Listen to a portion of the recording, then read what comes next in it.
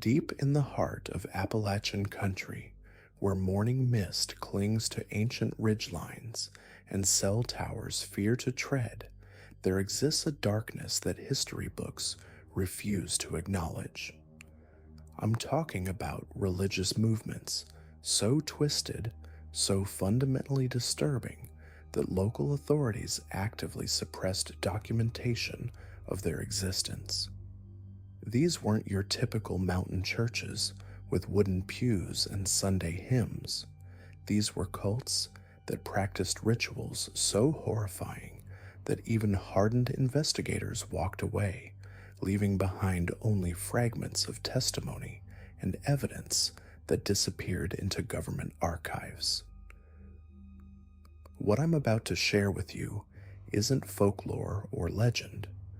These are documented accounts of religious groups that operated in complete isolation, developing practices that would make seasoned criminologists lose sleep. The Appalachian Mountains, with their impenetrable hollows and forgotten valleys, became the perfect breeding ground for spiritual movements that crossed every line of human decency. And the most disturbing part? Some of these groups may still exist today, hidden in places where modern technology can't reach, and where outsiders who venture too close simply vanish. I've spent months researching these cults, digging through sealed court records, interviewing former law enforcement officials who agreed to speak only on condition of anonymity, and following paper trails that lead to dead ends by design. What I discovered will fundamentally change how you view the peaceful mountain communities you drive through on vacation. Because behind those quaint cabins and friendly waves, there are secrets that powerful people have worked very hard to keep buried. Before we dive into the most terrifying examples, let me establish something crucial about Appalachian geography.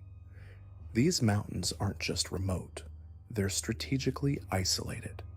Valleys exist that don't appear on any official map.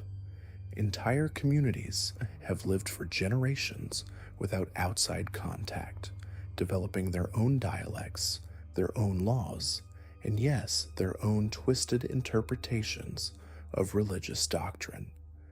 When you combine this isolation with the fierce independence that mountain people are known for, you create the perfect environment for charismatic leaders to establish their own kingdoms, complete with rules that exist nowhere else on earth. The federal government knows about these groups. They've always known. But prosecution becomes impossible when entire communities refuse to cooperate, when evidence mysteriously disappears, and when witnesses develop selective amnesia or simply vanish altogether. What you're about to hear represents just the tip of an iceberg that law enforcement has spent decades trying to either expose or bury completely. Number 7 on our list takes us to the remote regions of eastern Kentucky, where the Covenant of the Sacred Flame established their compound in 1952. This wasn't a typical religious settlement. The group, led by a charismatic preacher named Ezekiel Thornton, believed that physical pain was the only path to spiritual enlightenment. But their interpretation of this doctrine went far beyond simple self-flagellation or fasting. Members of the covenant practiced what they called purification through fire, a ritual that involved progressively more severe burning of their own flesh as a demonstration of faith. The compound itself was designed around a central amphitheater where these ceremonies took place. Former members who escaped the cult described nights where the entire community would gather to witness individuals voluntarily subjecting themselves to increasingly horrific forms of burning. What started with candle flames progressed to red-hot metal brands, and eventually to full-body immersion in specially constructed fire pits. The twisted logic was that only by experiencing the fires of hell on earth could one truly appreciate the salvation that awaited in the afterlife. But the Covenant's practices became even more disturbing when they began incorporating children into their rituals. Young members, some as young as 8 years old, were required to participate in what they called trials of faith. These trials involved placing their hands on heated metal surfaces while reciting scripture, with the duration of contact increasing as they aged. Medical records from the rare occasions when cult members sought outside treatment showed burn patterns consistent with systematic torture over extended periods. The cult's downfall came in 1967 when a forest fire spread to their compound. Emergency responders who arrived at the scene discovered evidence of the group's practices, including the specialized burning apparatus and medical supplies clearly intended for treating severe burns. However, by the time investigators returned with proper authority, the entire compound had been abandoned.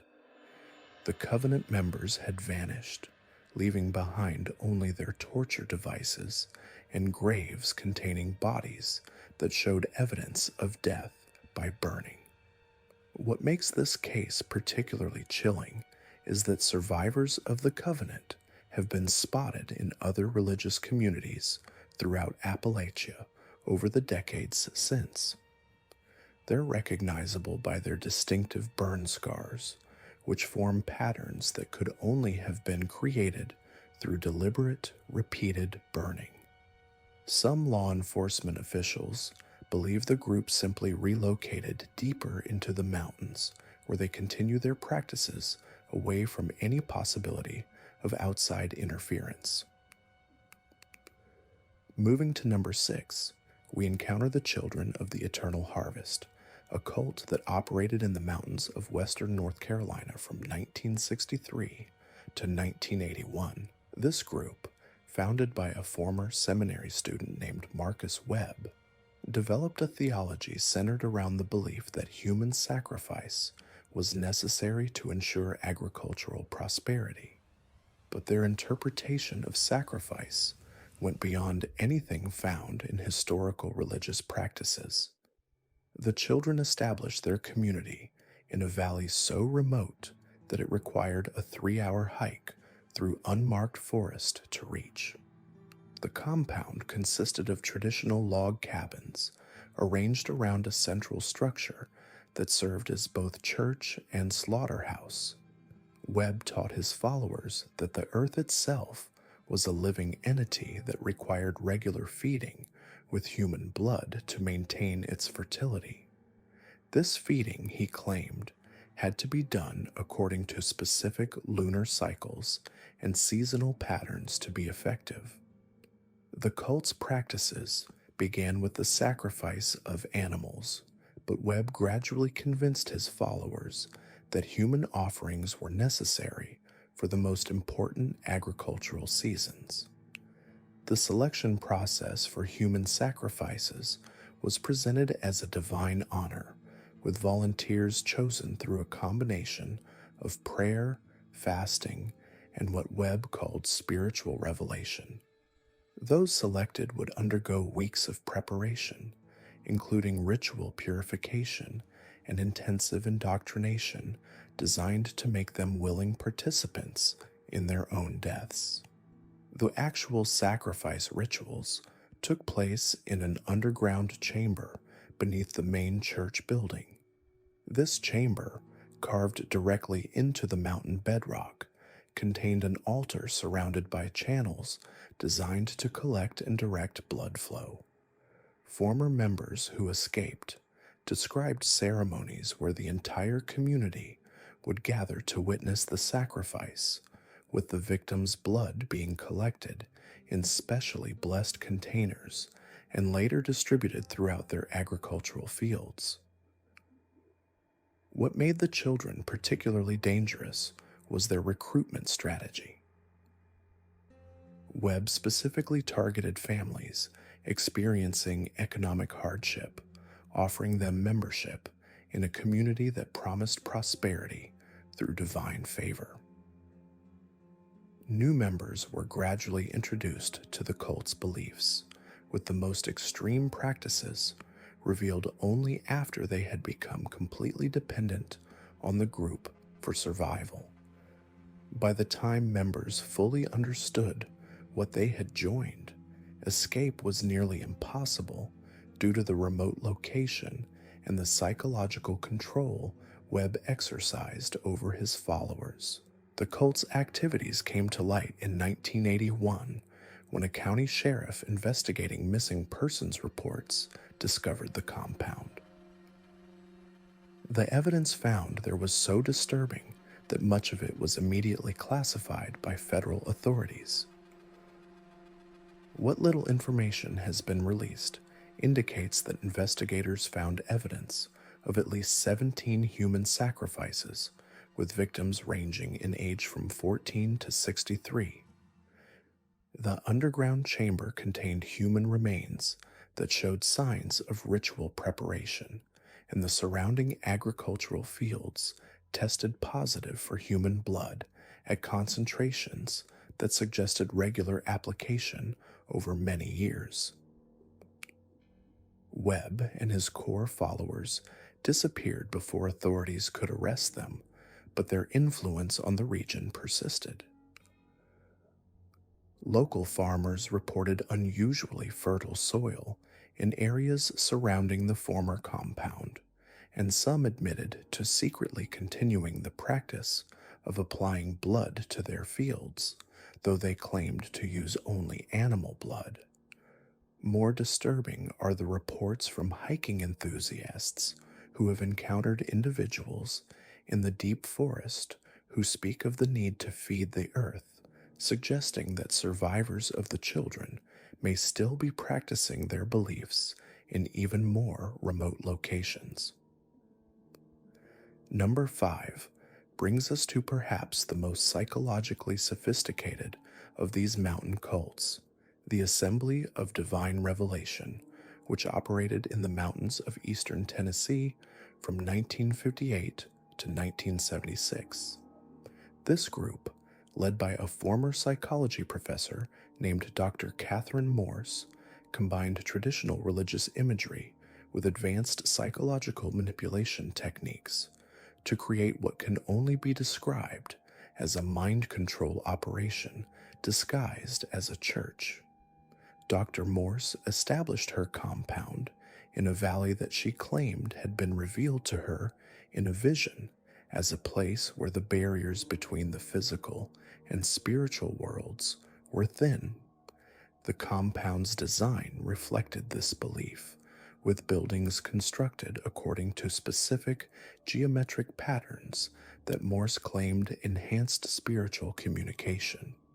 However, these same patterns were actually designed to create psychological disorientation in residents, making them more susceptible to the intensive indoctrination that formed the core of the Assembly's practices. The Assembly's recruitment focused on individuals experiencing psychological trauma or spiritual crisis. Morse used her psychological training to identify and exploit the specific vulnerabilities of potential members, offering them solutions to their problems through what she called divine revelation therapy. This therapy involved intensive one-on-one sessions where members would be subjected to a combination of sensory deprivation, repetitive questioning, and carefully timed rewards and punishments designed to break down their existing belief systems and replace them with complete devotion to Morse and her teachings. What made the Assembly particularly dangerous was Morse's ability to convince members that their thoughts and actions were being directly monitored by divine forces. She accomplished this through an elaborate system of informants within the group, combined with hidden recording devices throughout the compound. Members believed that their every word and action was being observed by God, when in reality they were being surveilled by Morse and her inner circle. This created a level of psychological control that made escape virtually impossible, as members believed that any attempt to leave would result in divine punishment. The assembly's practices included what Morse called revelation sessions, where members would be subjected to prolonged periods of psychological pressure until they experienced what they believed were direct communications from God. These sessions often involved sleep deprivation, dietary manipulation, and exposure to carefully designed environmental stimuli that could produce hallucinations or altered states of consciousness. Members who underwent these sessions would emerge completely convinced that they had received divine revelations, when in reality they had been subjected to sophisticated psychological manipulation. The most disturbing aspect of the assembly was Morse's use of children as psychological weapons against their parents. Children in the compound were separated from their families and subjected to intensive indoctrination designed to make them report on any signs of doubt or disloyalty in their parents.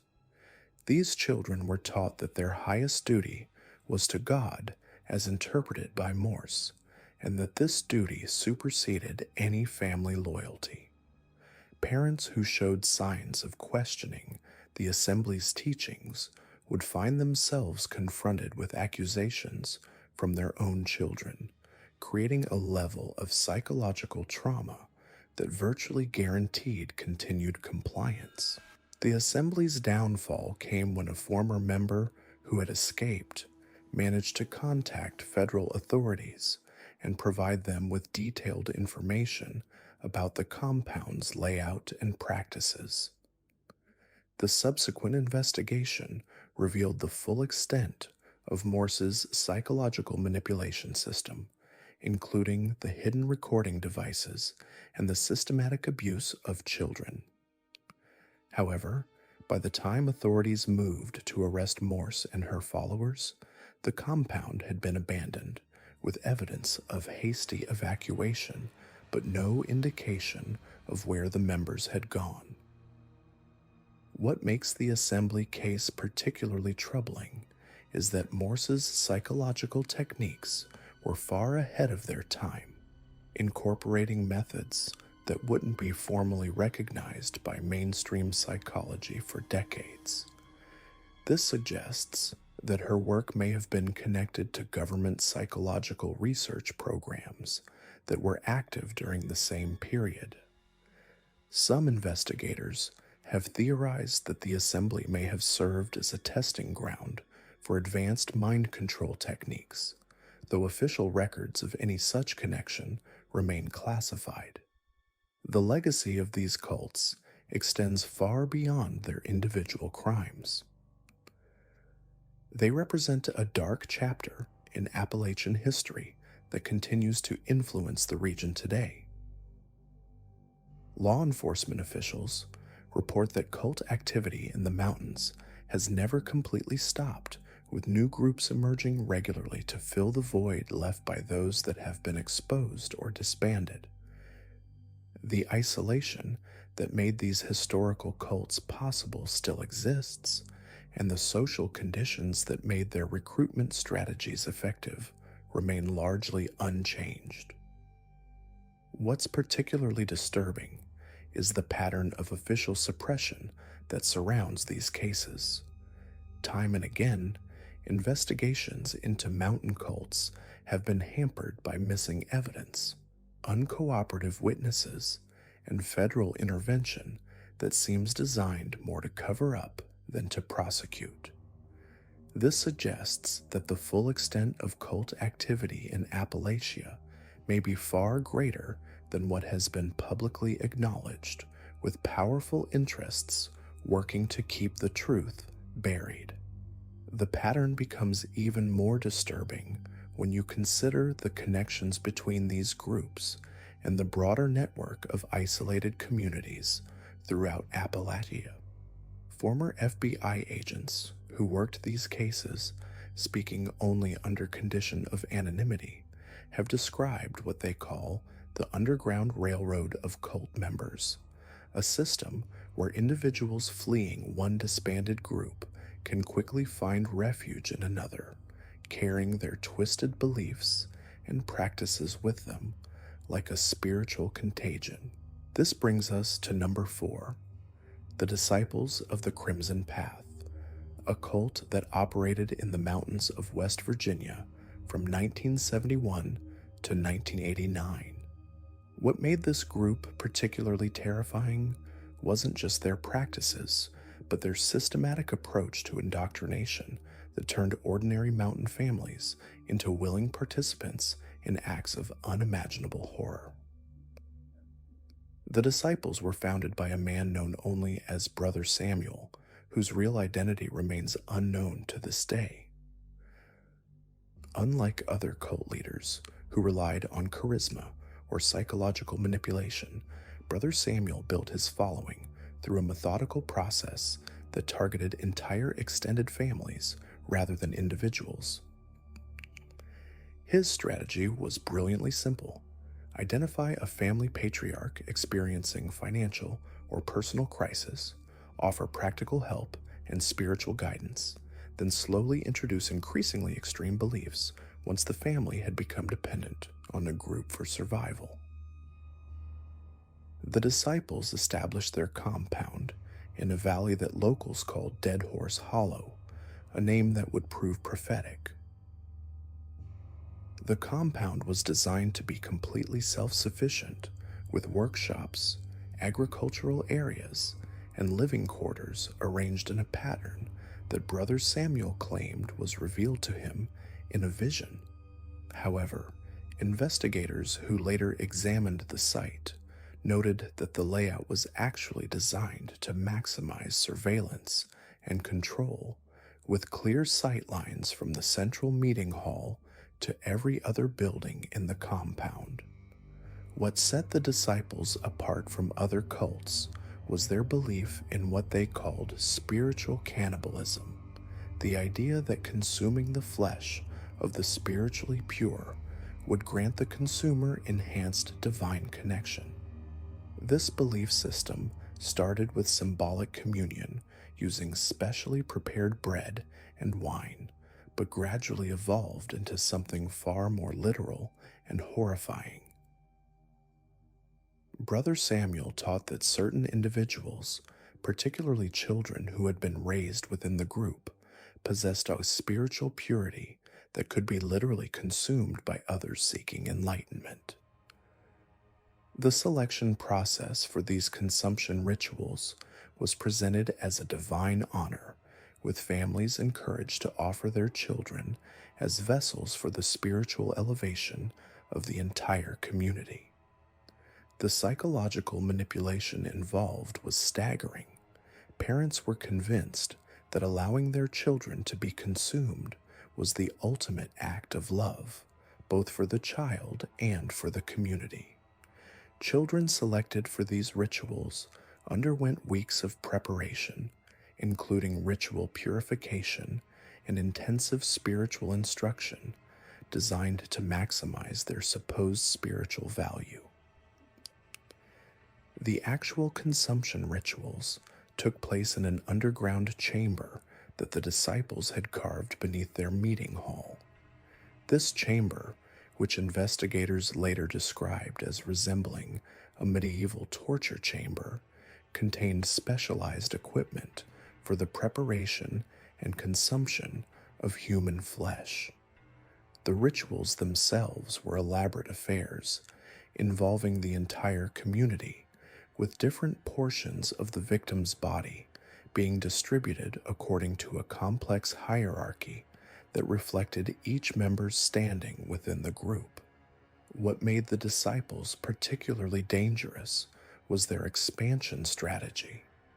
Once a family had been fully indoctrinated, they would be sent back to their original communities as missionaries, tasked with recruiting new members while maintaining the appearance of normal religious practice.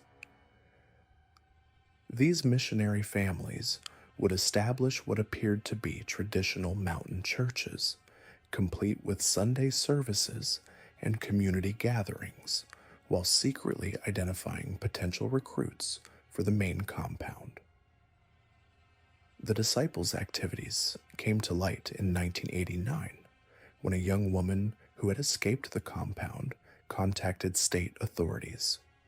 Her testimony revealed the full extent of the group's practices, including detailed descriptions of the consumption rituals and the systematic targeting of children. The subsequent investigation uncovered evidence of at least 23 victims, with remains found throughout the compound grounds, showing signs of systematic dismemberment and preparation for consumption. However, when authorities moved to arrest Brother Samuel and his followers, they discovered that the compound had been abandoned just days before the raid. The evacuation had been so thorough that investigators found no personal belongings, no documents, and no indication of where the group had relocated. Even more disturbing, several of the missionary families operating in surrounding communities had also vanished, suggesting that the disciples had maintained an intelligence network that allowed them to anticipate law enforcement action. The investigation into the disciples revealed connections to other cult groups throughout Appalachia, suggesting that these organizations were far more coordinated than previously believed. Phone records showed regular communication between the disciples and similar groups in Kentucky, Tennessee, and North Carolina, with coded messages that investigators were never able to fully decipher. This evidence pointed to the existence of a regional network of cults that shared resources, members, and potentially even victims.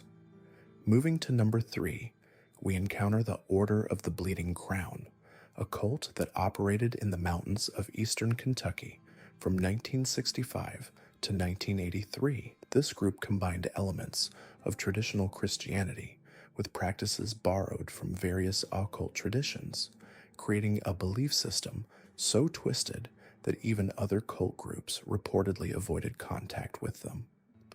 The order was founded by a former coal miner named Jacob Whitmore, who claimed to have received divine revelations during a mine collapse that trapped him underground for 3 days. Whitmore's teachings centered around the belief that Christ's crucifixion was an incomplete sacrifice and that true salvation required the systematic torture and death of believers in imitation of Christ's suffering. However, Whitmore's interpretation of this doctrine went far beyond anything found in Christian tradition, incorporating elements of ritual torture that seemed designed more to satisfy sadistic impulses than to achieve any spiritual goal. The order's compound was built around a central structure that Whitmore called the Golgotha Chamber, a reference to the hill where Christ was crucified. This chamber was designed to accommodate the order's primary ritual, known as the Crown of Thorns ceremony, where members would undergo increasingly severe forms of torture in supposed imitation of Christ's passion. The ceremony began with relatively minor forms of self-inflicted pain, but gradually escalated to include crucifixion, with members being actually nailed to wooden crosses and left hanging for extended periods. What made the order particularly disturbing was their belief that children were the most spiritually pure candidates for these torture rituals.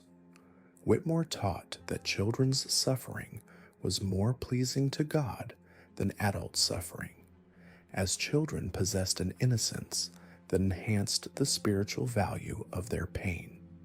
The order developed an elaborate hierarchy of torture rituals specifically designed for children, with different forms of suffering prescribed for different age groups. The order's recruitment strategy focused on families experiencing extreme poverty or personal tragedy. Whitmore would approach these families during their darkest moments, offering them membership in a community that promised not just material support, but also spiritual significance for their suffering. New members were gradually introduced to the order's beliefs through a process that normalized increasingly extreme forms of self-harm, with the most horrific practices revealed only after complete psychological dependency had been established. The torture rituals themselves were elaborate affairs involving the entire community. The order had developed specialized equipment for their ceremonies, including modified crucifixes, devices for controlled burning, and instruments designed to prolong suffering without causing immediate death. Members who underwent these rituals were expected to demonstrate their faith through their ability to endure pain, with those who showed weakness being subjected to additional punishment for their lack of devotion. The order's activities were discovered in 1983 when a fire at their compound brought emergency responders to the scene.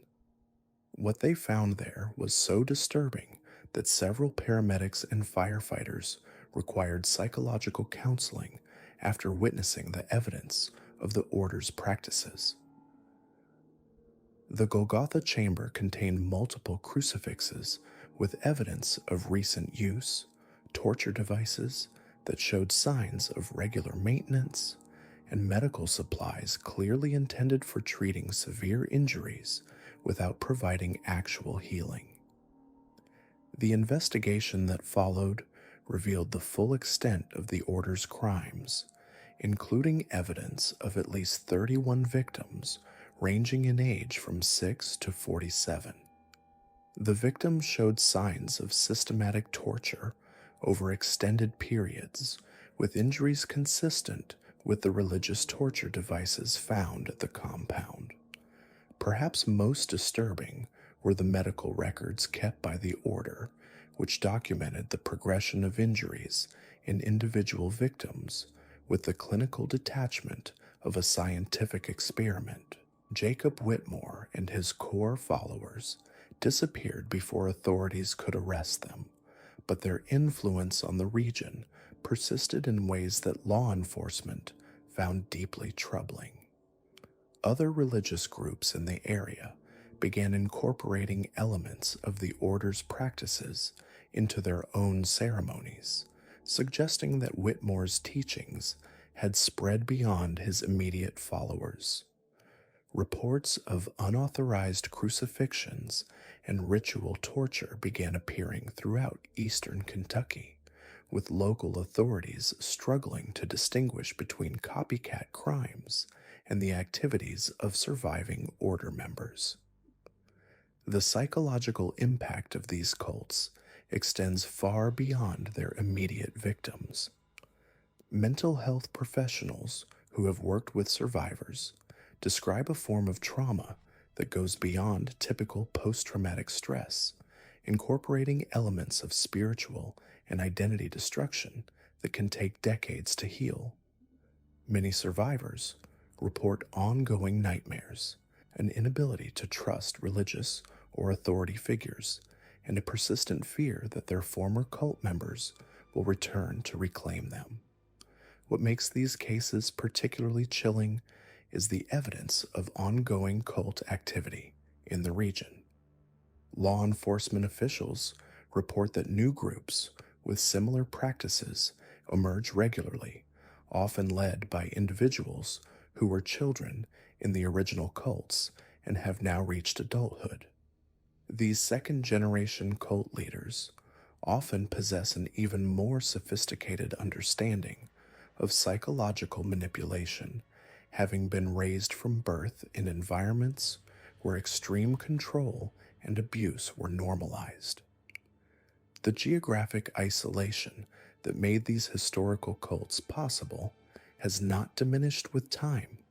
If anything, modern communication technology has made it easier for these groups to maintain their isolation while still accessing the resources they need to survive.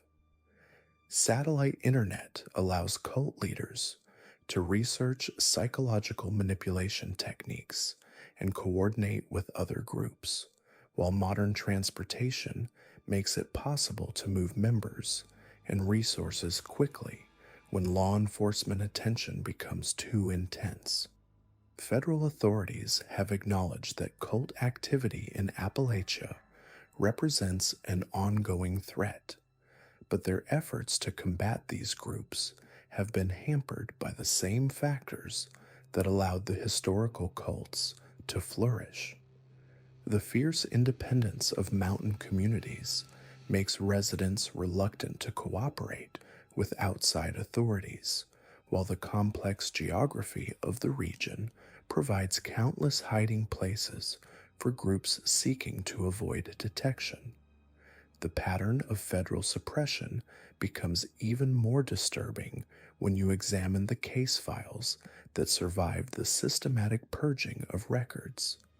Former investigators describe a consistent pattern where evidence would disappear, witnesses would recant their statements, and entire case files would be reclassified at levels requiring security clearances that local law enforcement couldn't obtain. This suggests coordination at the highest levels of government, with some officials theorizing that certain cults may have been protected because they served as testing grounds for psychological research that officially never existed. This brings us to number 2, the Covenant of the 13th Hour, a cult that operated in the mountains of southwestern Virginia from 1969 to 1994. What made this group particularly terrifying wasn't just their practices, but their systematic approach to what they called spiritual harvesting, the belief that human souls could be literally extracted and stored for later use. The Covenant was founded by a former seminary professor named Dr. Elias Croft, who claimed to have discovered ancient texts that revealed the true nature of human consciousness. According to Croft's teachings, the human soul was not a single entity, but rather a collection of spiritual energies that could be separated, manipulated, and even transferred between individuals. This belief system formed the foundation for practices that went far beyond anything found in traditional religious doctrine. The Covenant's compound was built around a central structure that Croft called the extraction chamber, a windowless building constructed according to specific geometric principles that he claimed enhanced spiritual energy. The chamber itself contained equipment that appeared to be a bizarre fusion of medical instruments and religious artifacts, operating tables surrounded by intricate symbols, monitoring devices connected to what appeared to be medieval torture implements, and storage containers that Croft claimed held extracted spiritual essence.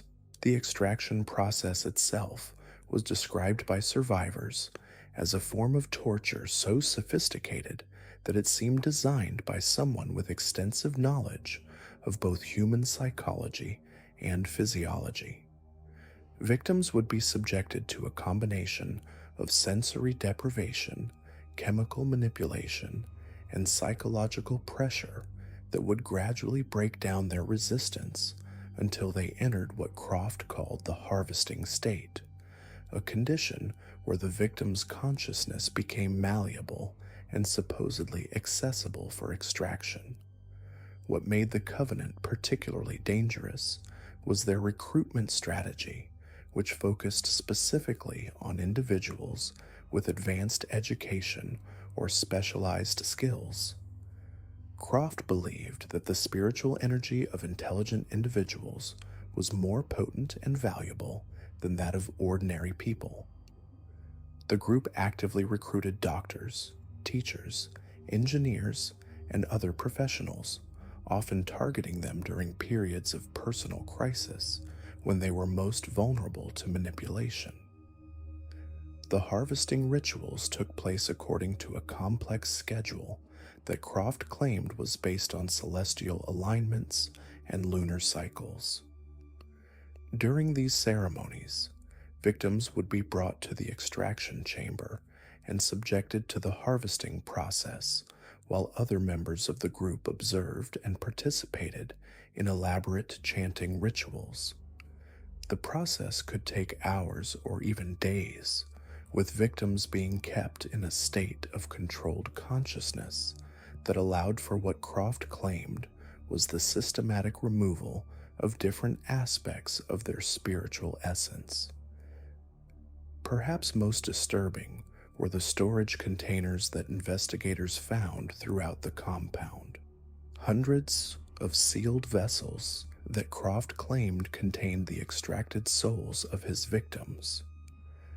These containers were labeled with dates, names, and what appeared to be detailed descriptions of the spiritual qualities that had been harvested.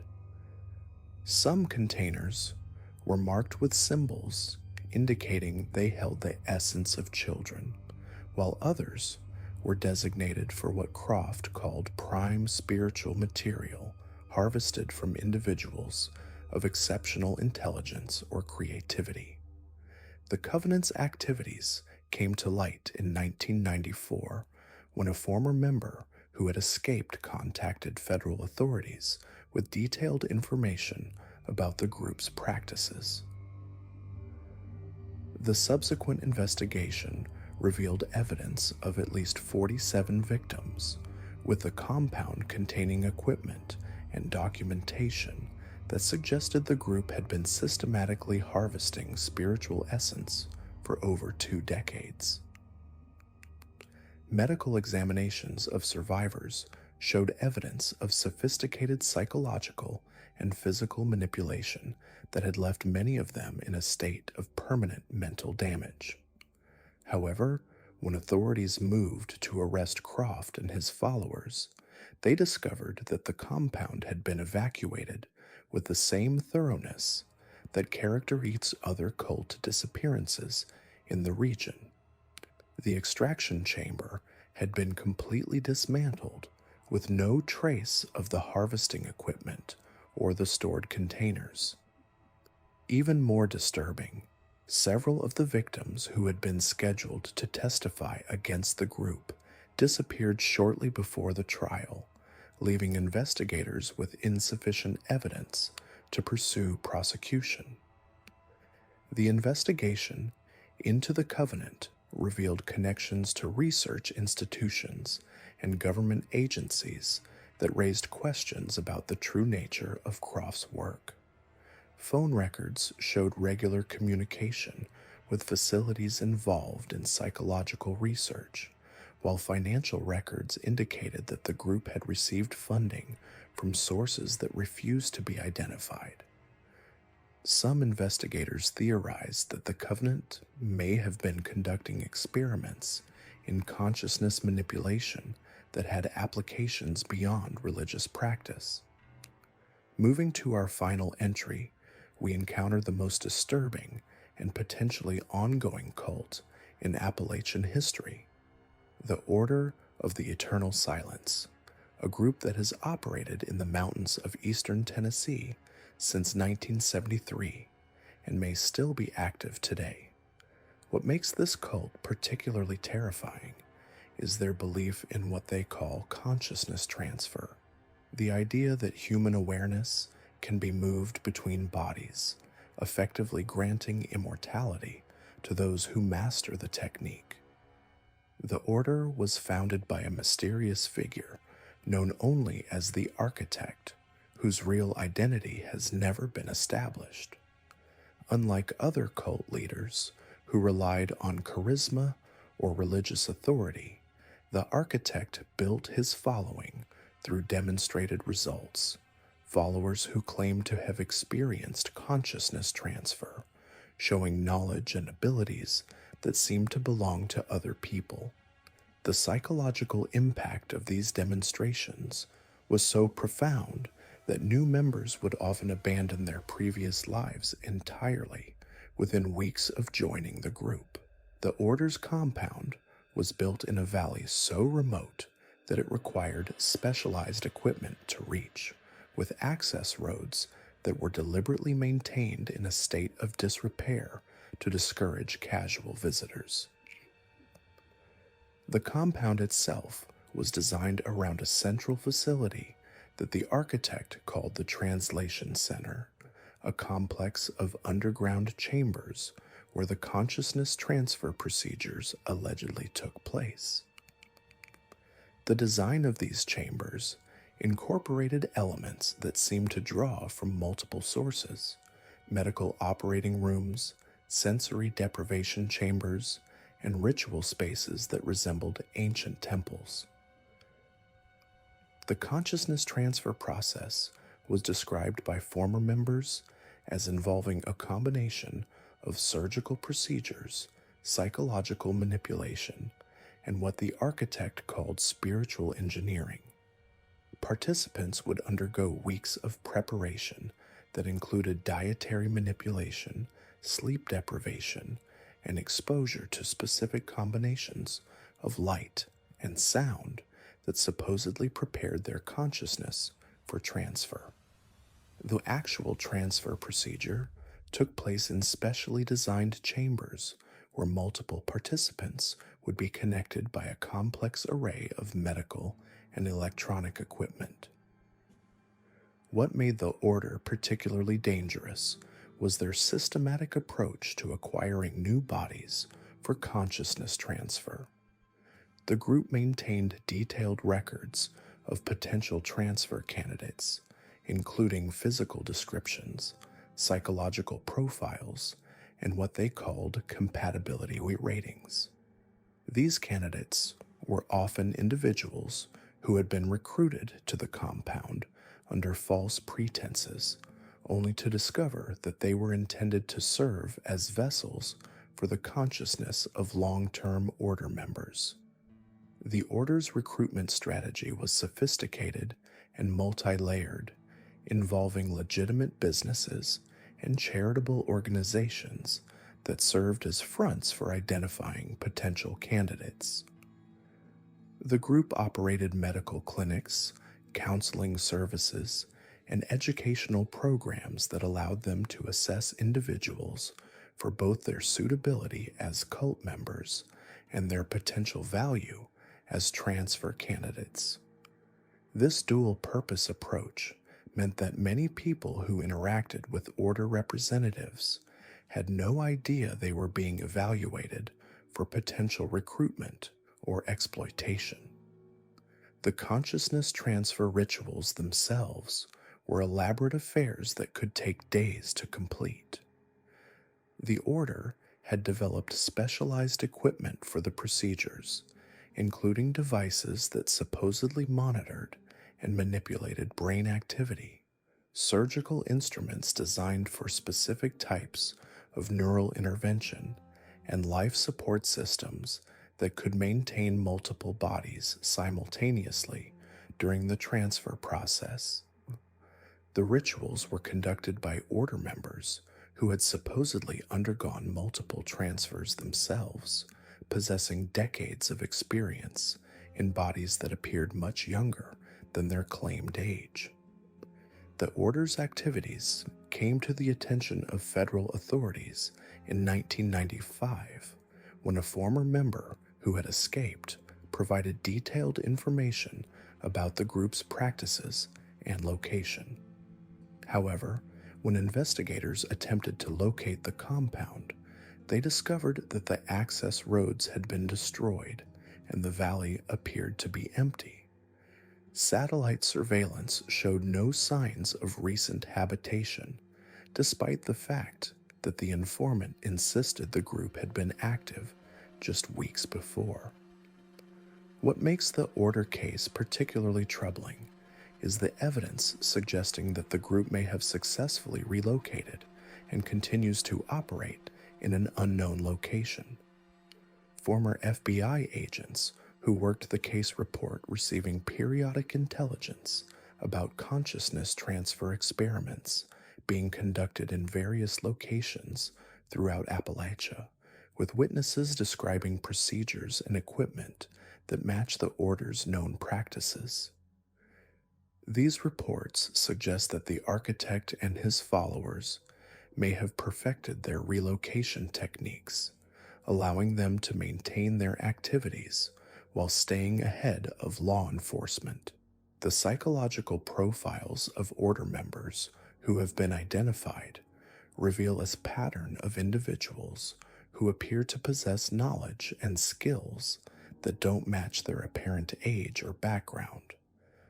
Some of these individuals have been observed in different locations over periods spanning decades, showing no signs of aging while demonstrating expertise in fields that would require lifetimes to master.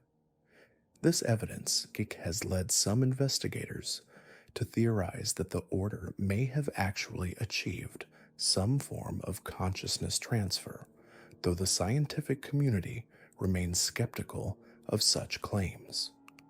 The broader implications of these cult activities extend far beyond their immediate victims. Mental health professionals who have worked with survivors describe a form of trauma that incorporates elements of identity destruction, spiritual violation, and existential terror that can take decades to heal. Many survivors report ongoing fears that their former cult members will return to reclaim them, while others struggle with questions about the nature of their own consciousness and identity.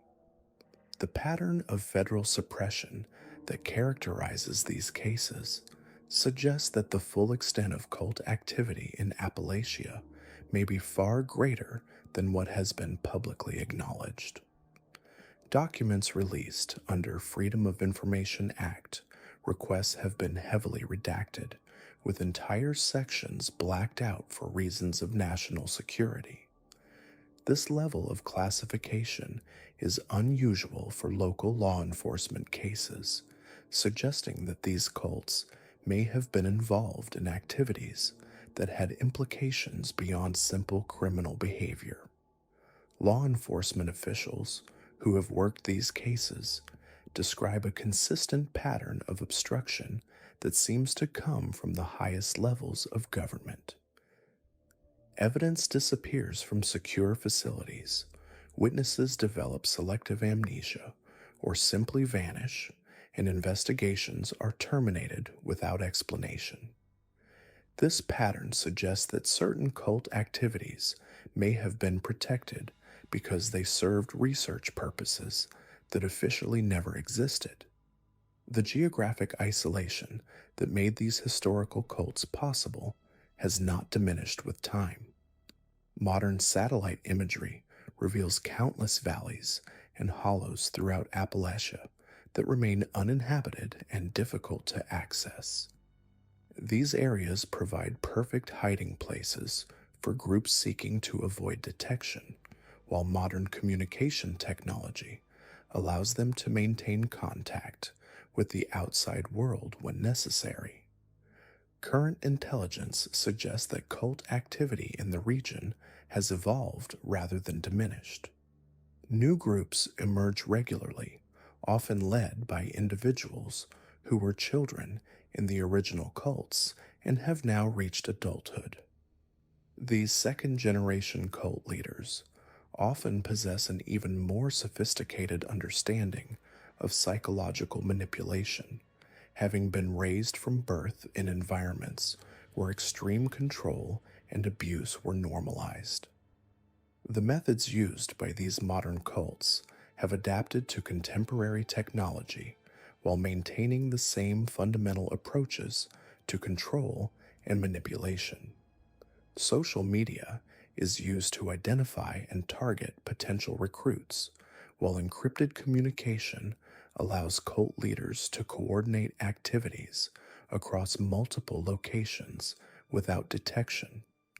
The same isolation that protected historical cults now serves to shield modern groups from surveillance technologies that work effectively in urban environments but fail in the complex terrain of the Appalachian Mountains.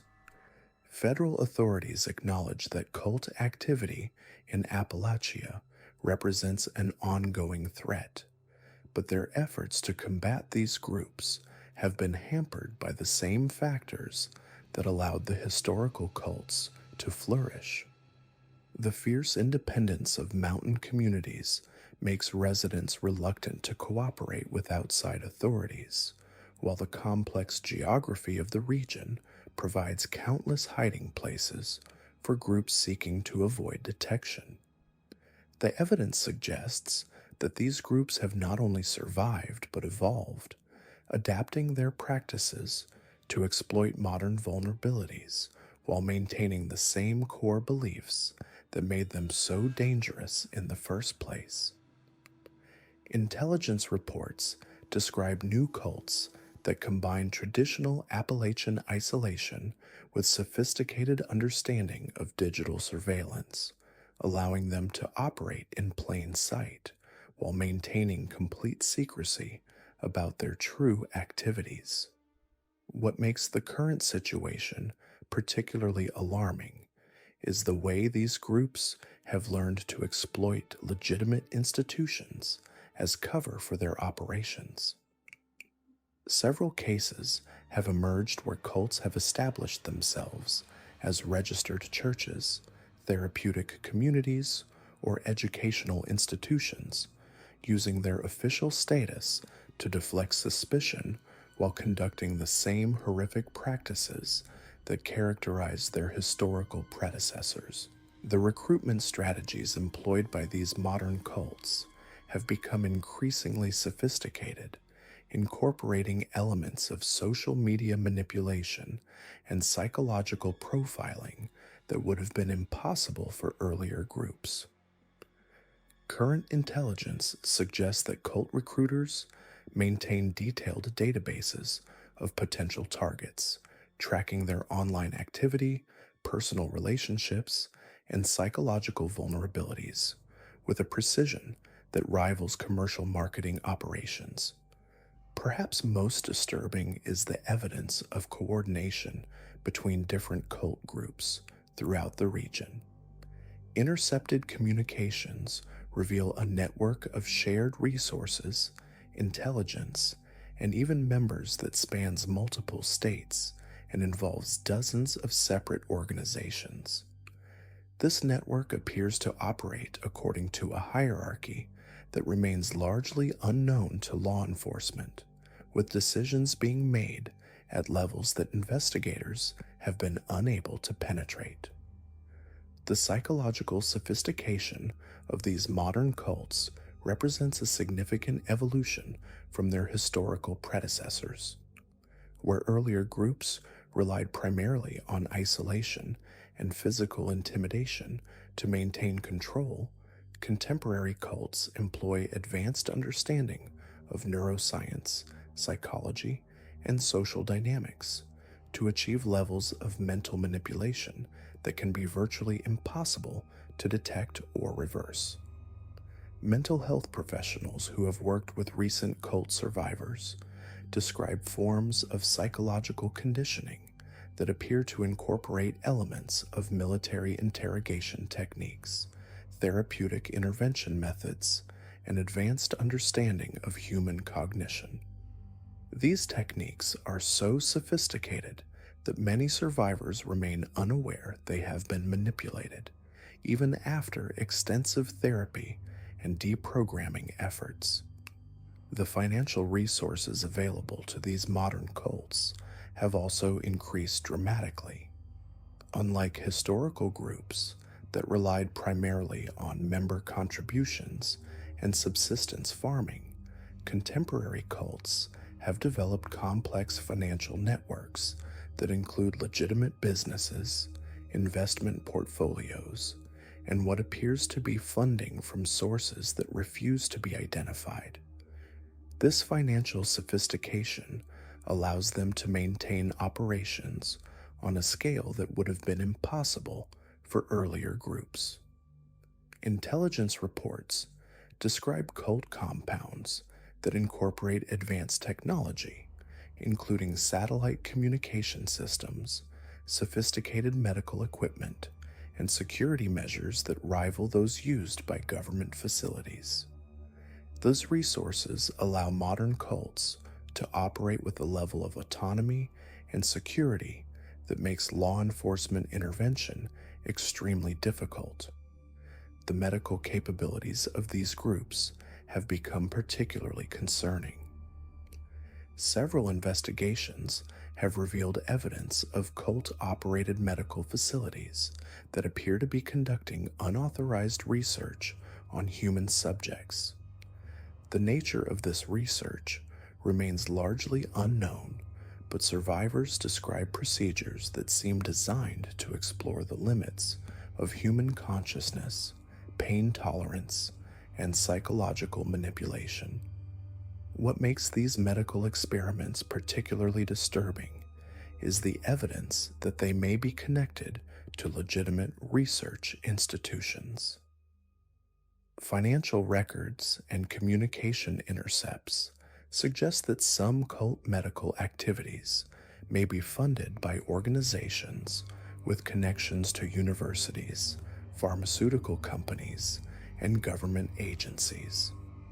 This raises questions about whether cult activities are being exploited for research purposes that could not be conducted through official channels. The children born into these modern cults represent a particularly vulnerable population.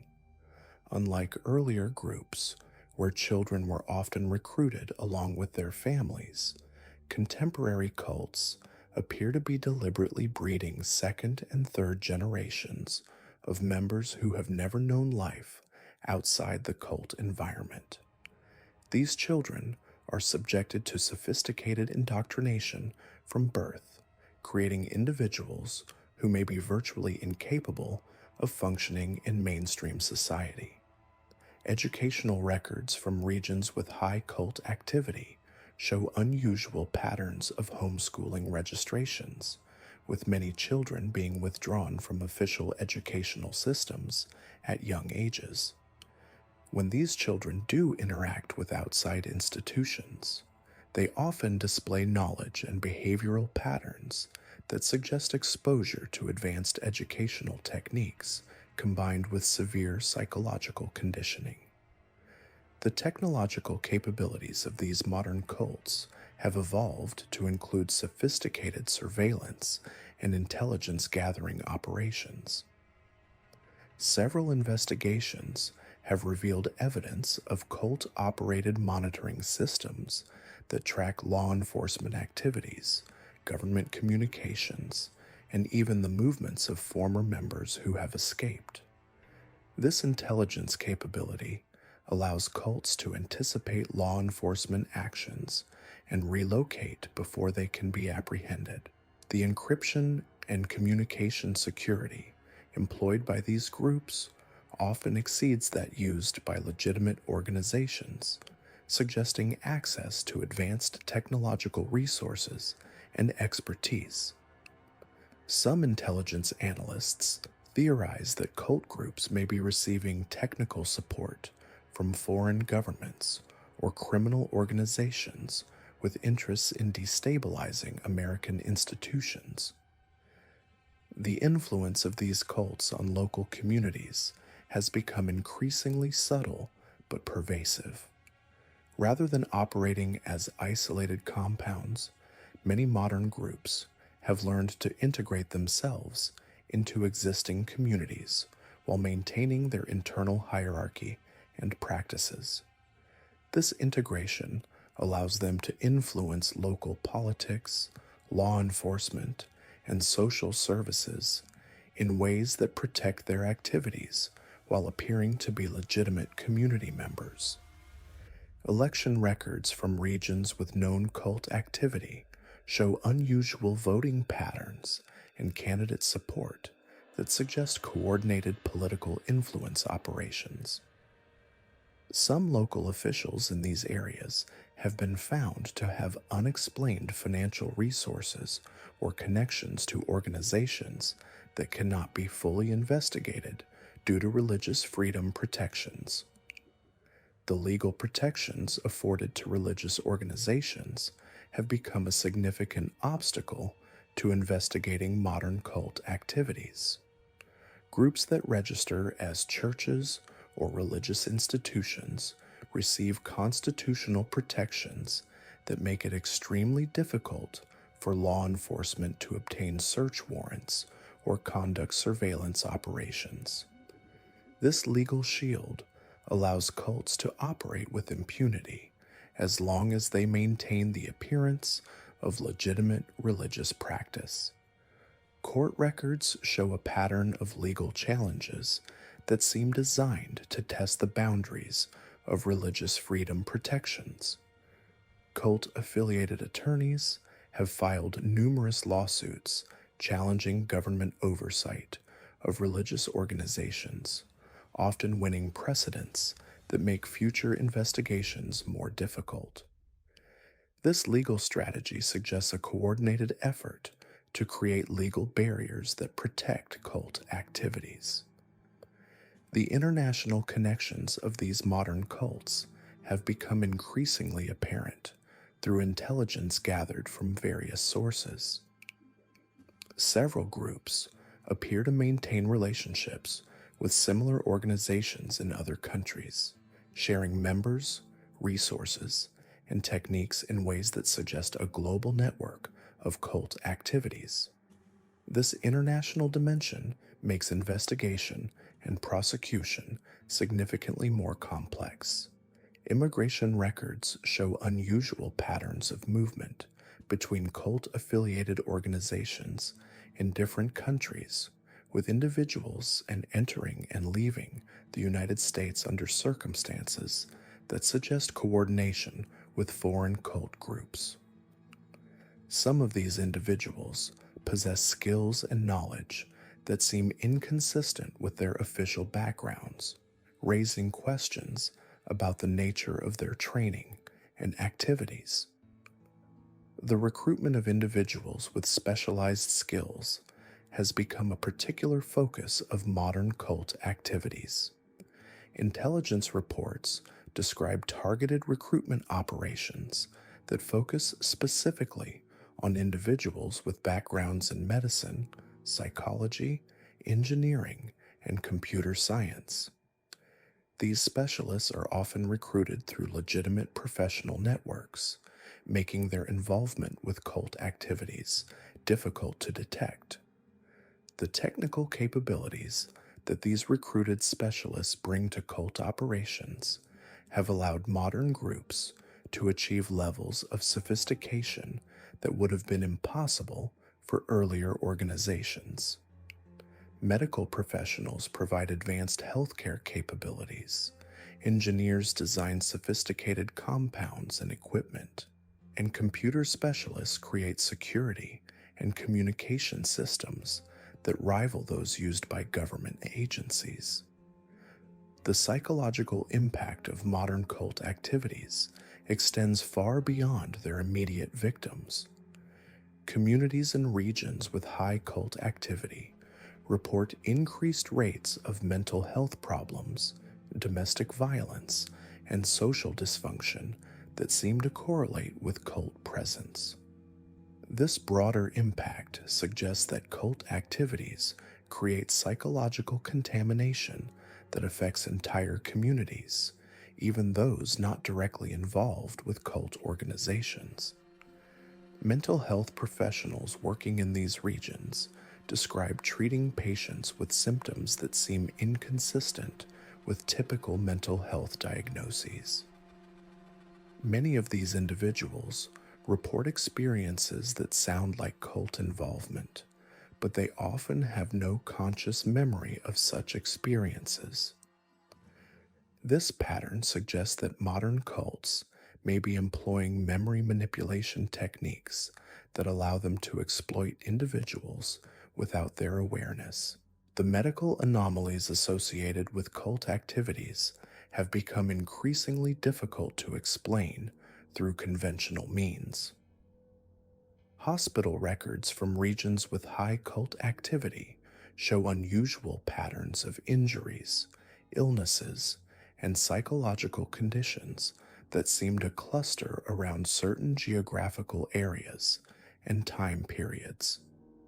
Medical professionals report treating patients with symptoms that appear to be the result of sophisticated torture or psychological manipulation, but who have no memory of how they acquired these conditions. Forensic evidence from cult-related crime scenes often includes materials and techniques that seem to exceed what would be expected from criminal organizations. DNA evidence shows unusual patterns of genetic material that suggest advanced understanding of forensic science, while physical evidence often includes materials that are difficult to obtain through normal channels. The disappearance patterns associated with modern cult activities have become increasingly sophisticated. Rather than simply vanishing without trace, many cult-related disappearances involve elaborate false identities, staged deaths, and relocation operations that can fool even experienced investigators. This suggests that modern cults have developed resources and expertise that allow them to effectively erase individuals from official records. Missing persons cases in regions with high cult activity often involve individuals who seem to have voluntarily disappeared, leaving behind carefully crafted explanations for their departure. However, investigation often reveals that these explanations contain inconsistencies that suggest coercion or manipulation. Family members report that disappeared individuals seem to undergo personality changes in the weeks before their disappearance, suggesting gradual psychological conditioning. The financial implications of modern cult activities have become a significant concern for law enforcement agencies. The resources required to investigate these groups often exceed what local agencies can afford, while the legal protections afforded to religious organizations make it difficult to justify the expense of extended investigations. This financial reality means that many cult activities go uninvestigated simply due to resource constraints. Federal funding for cult-related investigations has been inconsistent, with some agencies receiving significant resources while others are denied funding for reasons that are not publicly explained. This pattern suggests that different government agencies may have conflicting priorities regarding cult activities, with some viewing them as threats, while others may see them as useful for undisclosed purposes. The training provided to law enforcement officers regarding cult activities has been inconsistent and often inadequate. Many local agencies lack officers with specialized training in cult psychology, religious freedom law, or the technical skills needed to investigate sophisticated cult operations. This training gap means that many cult activities are not recognized as such by investigating officers. The few specialized training programs that do exist for cult investigations are often classified or restricted to officers with specific security clearances. This classification suggests that cult activities may be connected to national security concerns that are not publicly acknowledged, limiting the ability of local law enforcement to effectively investigate these groups. The academic research into cult activities has been limited by the same factors that constrain law enforcement investigations. Researchers who attempt to study cult activities often find their work restricted by institutional review boards, funding limitations, and legal challenges from cult-affiliated organizations. This research limitation means that our understanding of modern cult activities remains incomplete. The few academic studies that have been conducted reveal patterns of cult activity that are far more sophisticated and widespread than what is generally acknowledged. These studies suggest that cult activities may be more common and more dangerous than official statistics indicate, but the research itself is often restricted from public release due to ethical concerns about the information it contains. The technological evolution of cult activities continues to accelerate, with new capabilities emerging regularly that challenge existing law enforcement techniques. Modern cults appear to be early adopters of new technologies, often incorporating advanced capabilities into their operations years before they become widely available. This technological advantage allows them to stay ahead of law enforcement capabilities. The implications of artificial intelligence and advanced computing for cult operations are particularly concerning. These technologies could allow cult groups to achieve levels of psychological manipulation and social control that would be impossible through traditional means.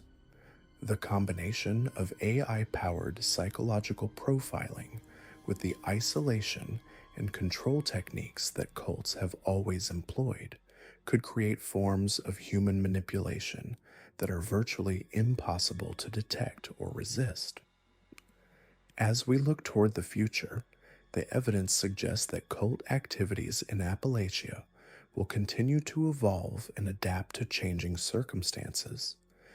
The same geographical and social factors that made the region attractive to historical cults remain in place, while new technologies and social conditions create additional opportunities for exploitation. The challenge for law enforcement and society as a whole will be developing effective responses to threats that are constantly evolving and adapting.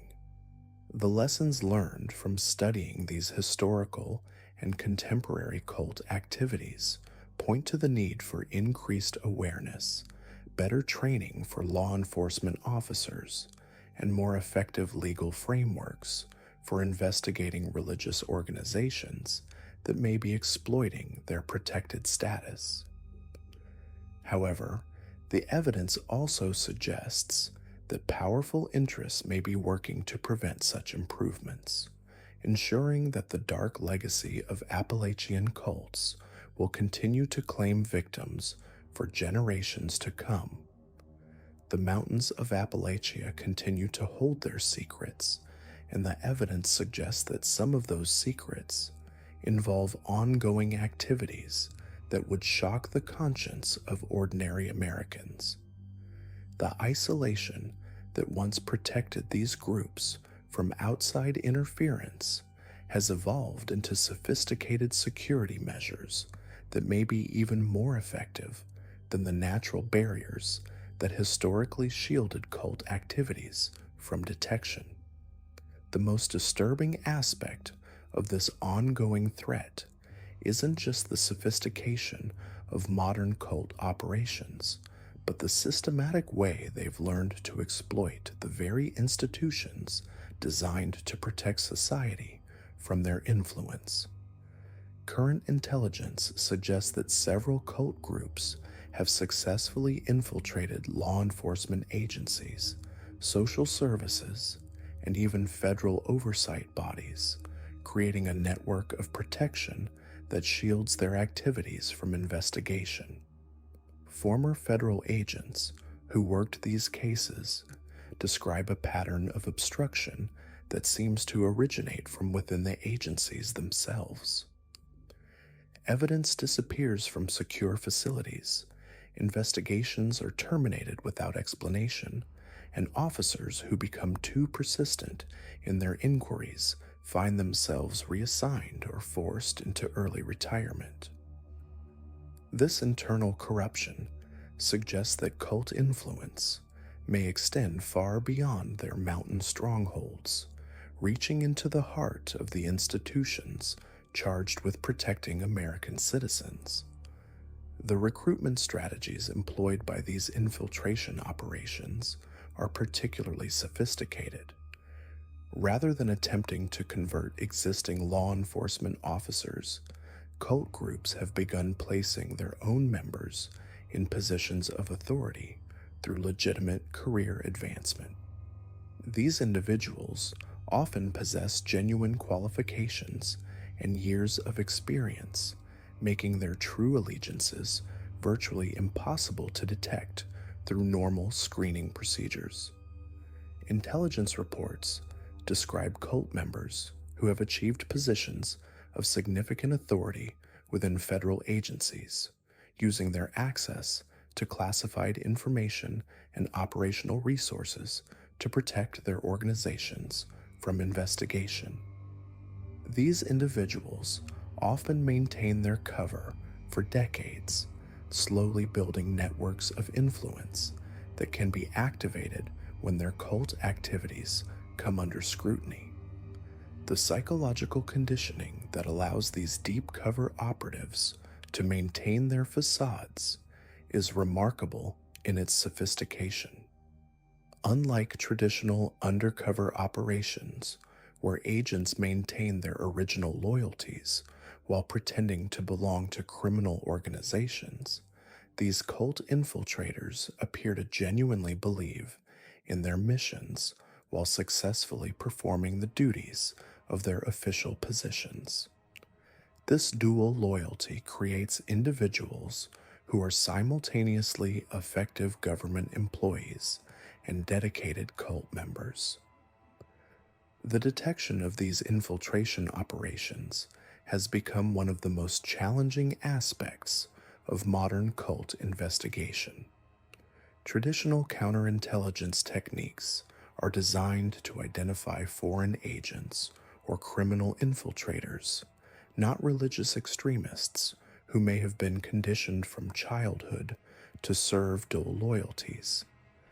The religious freedom protections that shield cult activities also make it legally difficult to investigate government employees based on their spiritual beliefs. Several high-profile cases have emerged where government officials were discovered to have connections to cult organizations, but these cases are often handled through quiet resignations or transfers rather than criminal prosecution. The legal complexities involved in prosecuting government employees for religious activities make it extremely difficult to pursue these cases through normal channels. The intelligence capabilities that cult groups have developed through their infiltration operations now rival those of foreign intelligence services. These groups maintain detailed files on law enforcement officers, federal agents, and government officials, tracking their personal lives, professional activities, and psychological vulnerabilities with a precision that suggests professional intelligence training. The use of this intelligence for blackmail and coercion has become a significant concern for federal security agencies. Several cases have emerged where government officials were compromised through information that could only have been obtained through sophisticated surveillance operations. The source of this intelligence often traces back to cult-affiliated individuals with access to government databases and classified information. The financial resources available to these infiltration operations suggest funding sources that extend beyond traditional cult recruitment and member contributions. Intelligence analysts have identified financial transfers between cult organizations and entities that appear to be connected to foreign governments, criminal organizations, and legitimate businesses with interests in destabilizing American institutions. The money laundering operations employed by these groups have become increasingly sophisticated, incorporating elements of international banking, cryptocurrency transactions, and legitimate business investments that make it extremely difficult to track the true sources of cult funding.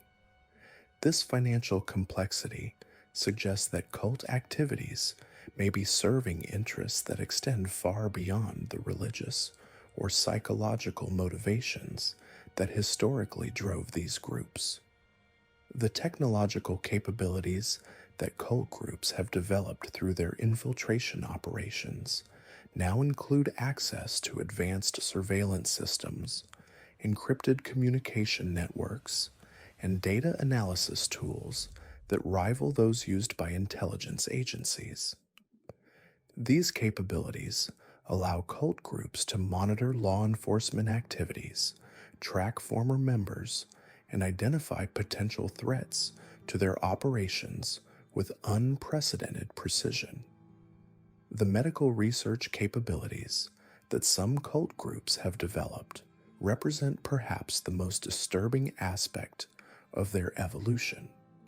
Intelligence reports describe cult-operated facilities that appear to be conducting unauthorized human experimentation using equipment and techniques that suggest access to advanced medical technology and expertise.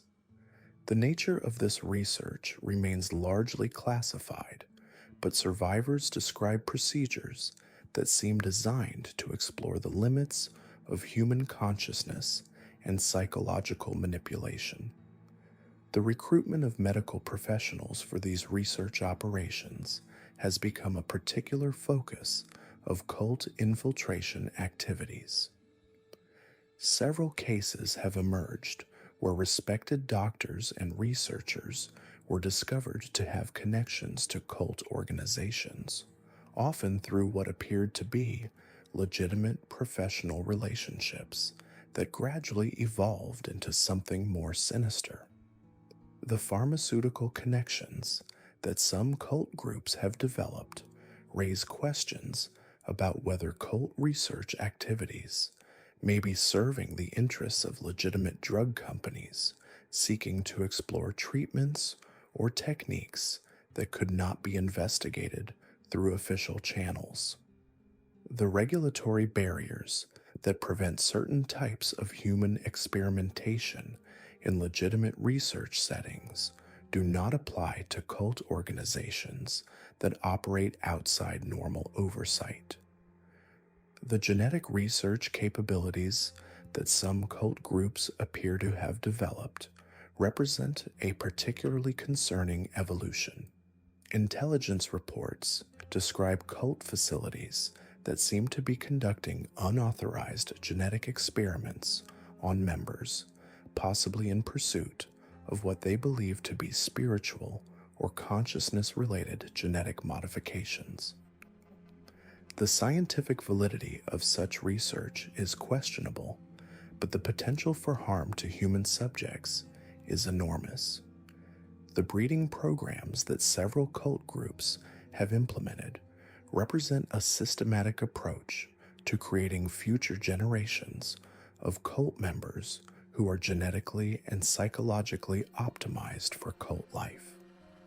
These programs involve careful selection of breeding partners, controlled environments for child development, and genetic screening techniques that seem to draw from legitimate research in human genetics.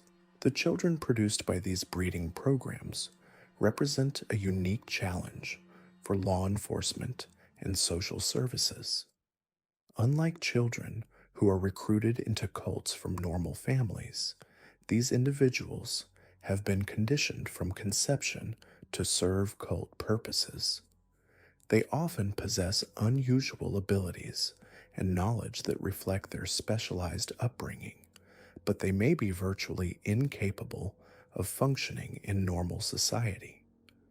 The educational systems that cult groups have developed for these children incorporate advanced pedagogical techniques combined with intensive psychological conditioning. These children often demonstrate exceptional abilities in specific areas while showing significant deficits in others, reflecting the specialized nature of their training and the psychological manipulation they have experienced. The long-term implications of these breeding programs are particularly disturbing.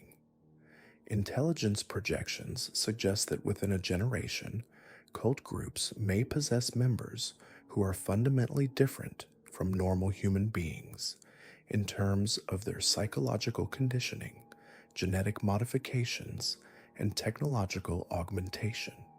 These individuals may represent a new category of human being specifically designed for cult purposes.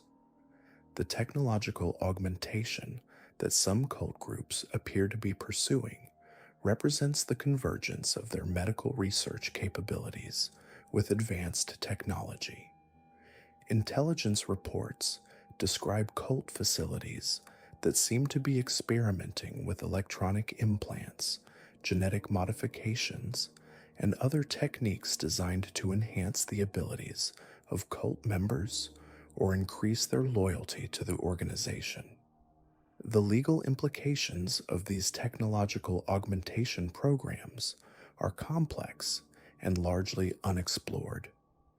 Current law provides little guidance on how to prosecute individuals who may have been technologically modified without their consent, or how to handle cult members who may no longer be fully human in the traditional sense.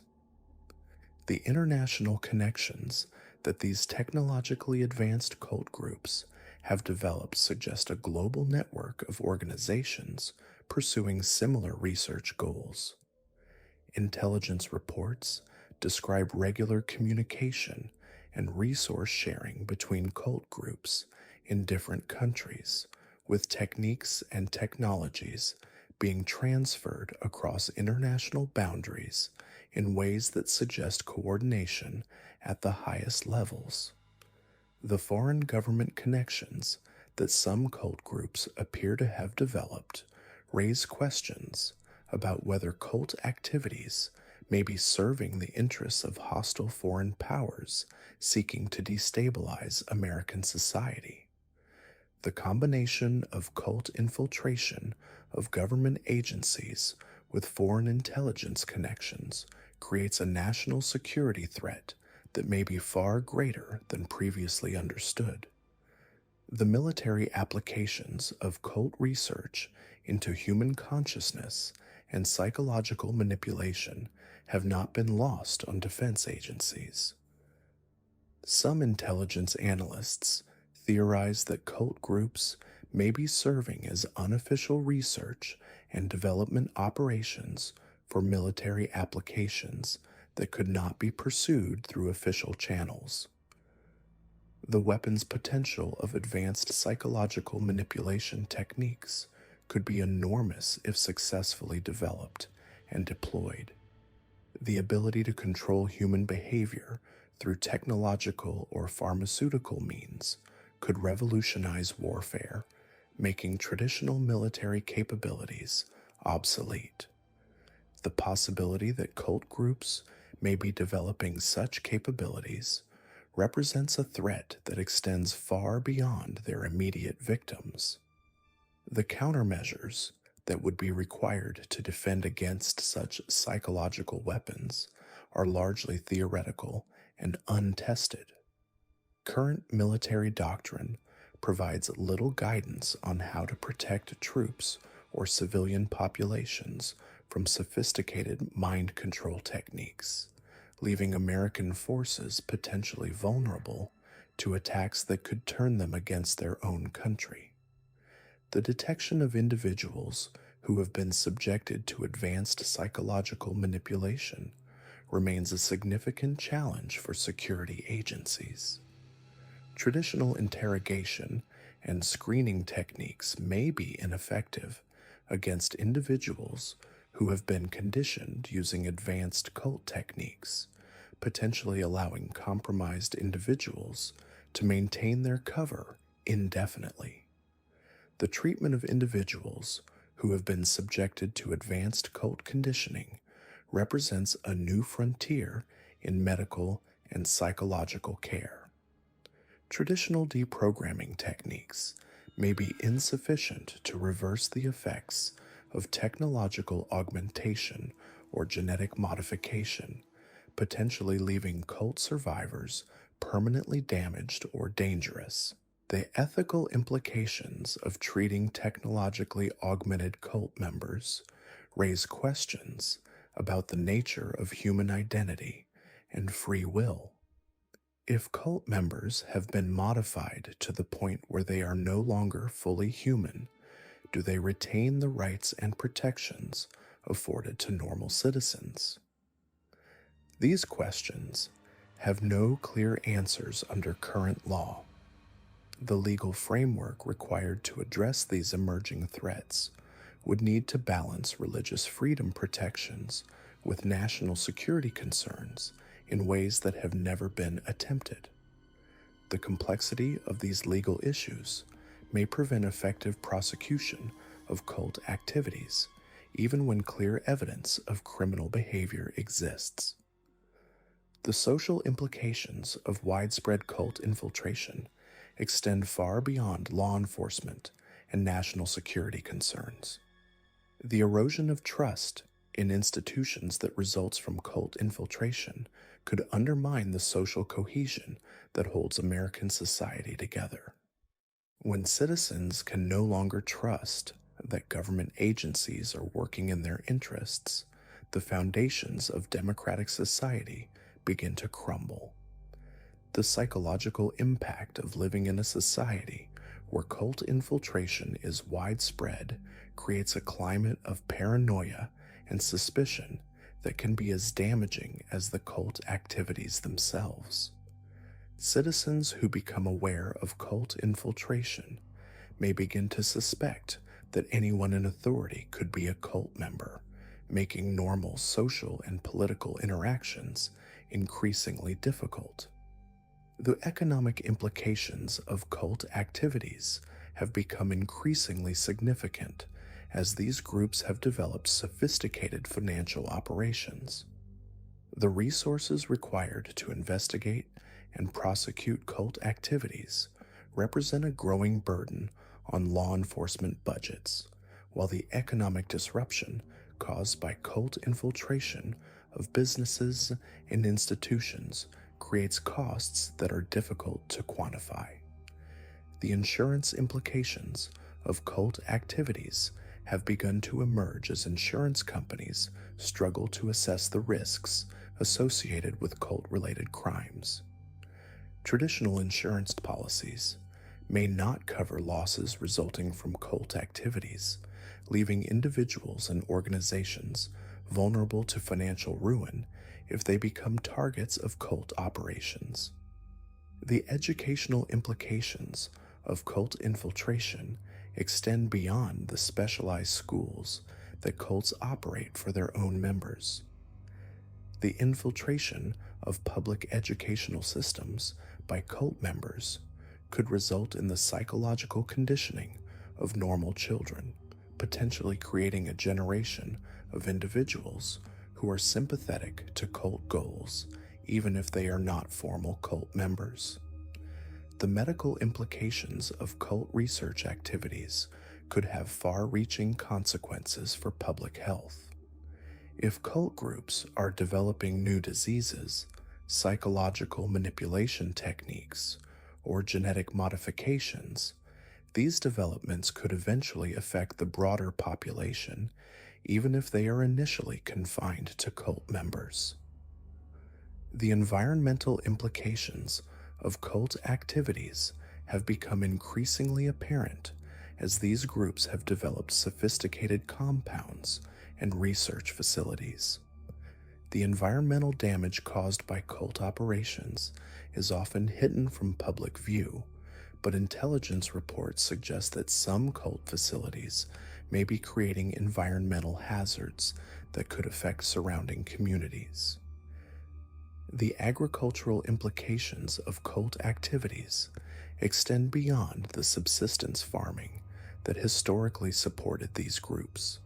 Some modern cult operations appear to be developing advanced agricultural techniques that could have applications for food security or biological warfare, raising questions about the dual-use nature of cult research.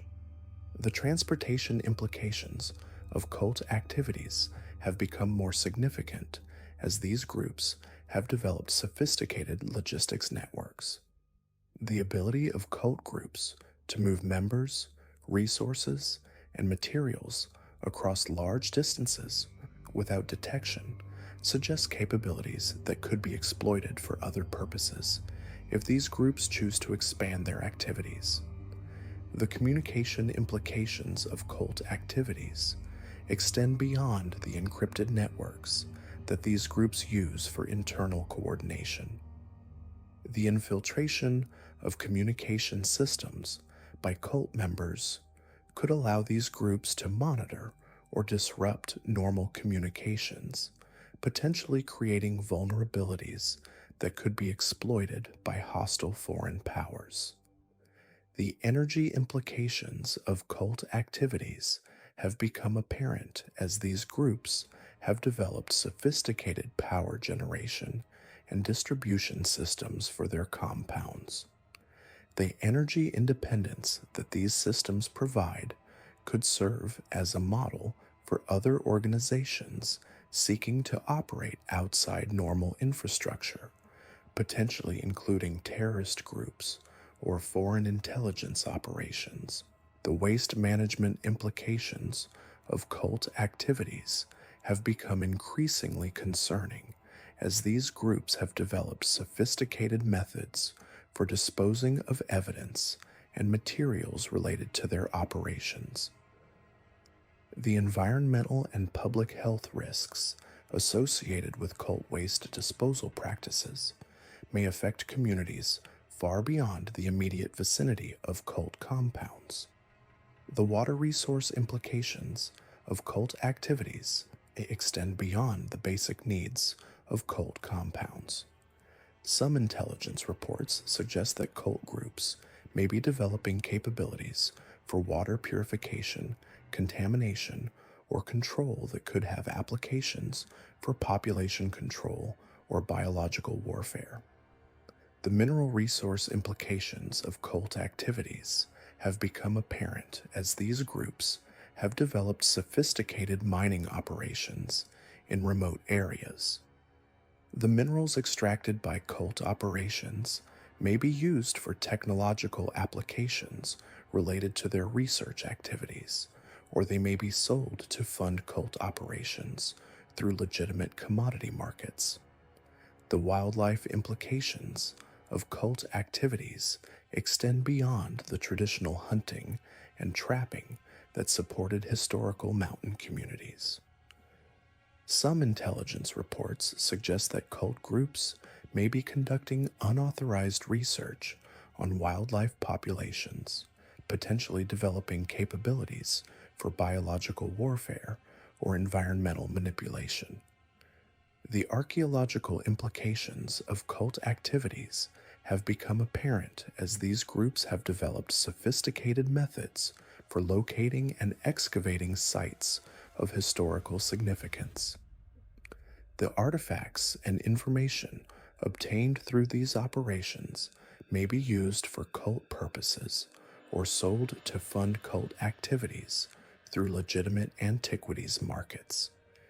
The geological implications of cult activities extend beyond the basic site selection considerations that determine where cult compounds are located. Some intelligence reports suggest that cult groups may be developing capabilities for geological manipulation, potentially including earthquake generation or mineral resource control.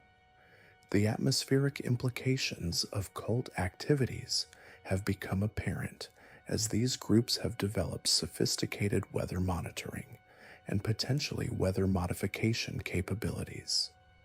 The ability to predict or control weather patterns could provide significant advantages for cult operations while potentially creating risks for surrounding communities. The space-based implications of cult activities represent an emerging frontier that intelligence agencies are only beginning to understand. Some cult groups appear to be developing capabilities for satellite communication, surveillance, or potentially even space-based operations that could extend their reach far beyond their terrestrial compounds. The quantum implications of cult activities represent the most speculative but potentially most dangerous aspect of modern cult evolution. Intelligence reports suggest that some cult groups may be attempting to develop quantum computing or quantum communication capabilities that could provide them with unprecedented advantages in encryption, surveillance, or potentially even consciousness manipulation. The artificial intelligence implications of cult activities have become increasingly apparent as these groups have developed sophisticated data analysis and decision-making capabilities. The combination of AI technology with cult psychological manipulation techniques could create forms of human control that are virtually impossible to detect or resist. The nanotechnology implications of cult activities represent another emerging frontier that could revolutionize the capabilities of these groups. The ability to manipulate matter at the molecular level could provide cult groups with capabilities for surveillance, medical intervention, or even assassination that would be virtually undetectable using current technology. The biotechnology implications of cult activities extend beyond the genetic research that some groups appear to be conducting. The development of biological weapons, pharmaceutical agents, or genetically modified organisms could provide cult groups with capabilities that rival those of nation states while operating outside any regulatory framework. The robotics implications of cult activities have become apparent as these groups have developed sophisticated automation capabilities for their compounds and research facilities.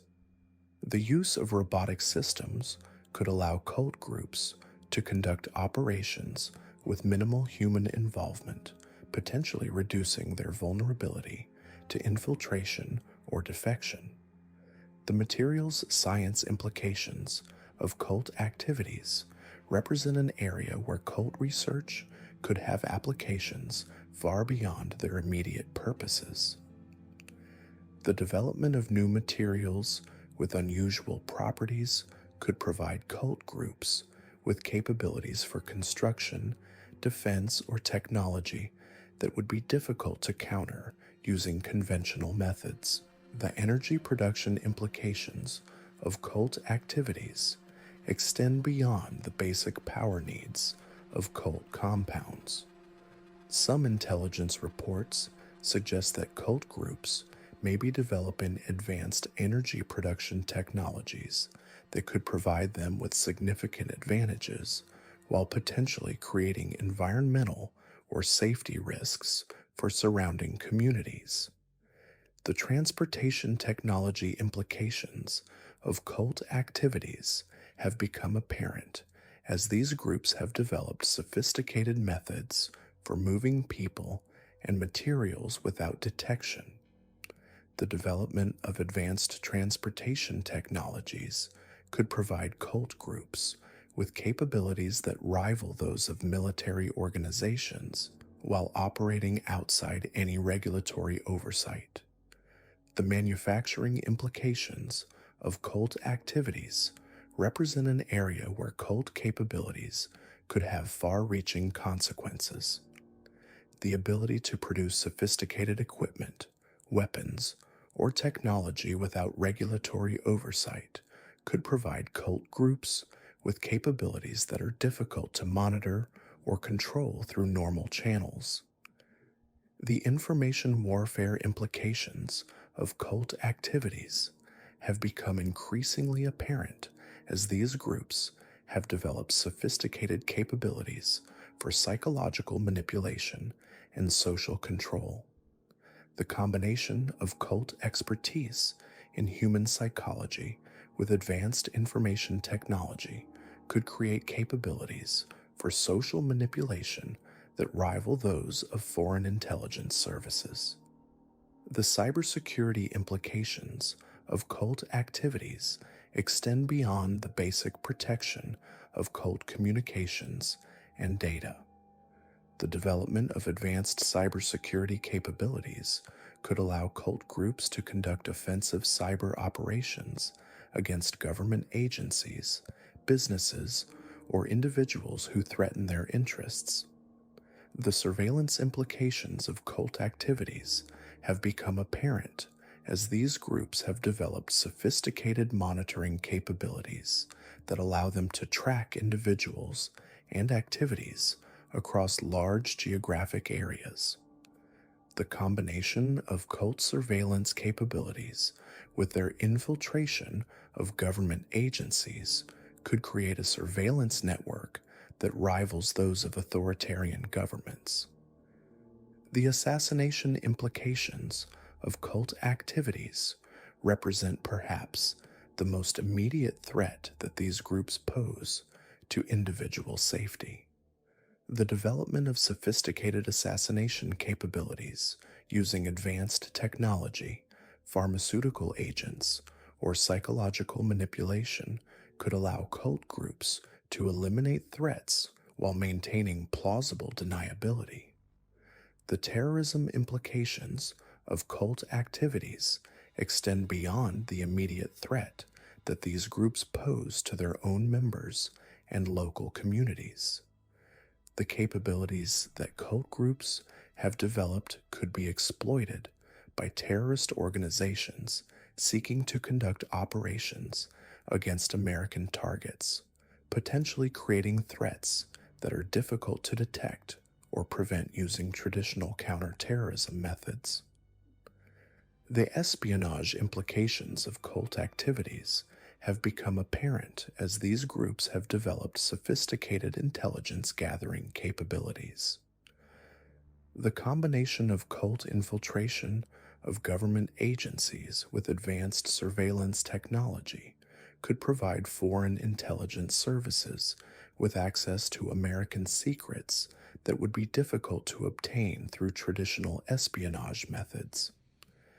The sabotage implications of cult activities represent an area where cult capabilities could be exploited to cause significant damage to American infrastructure or institutions.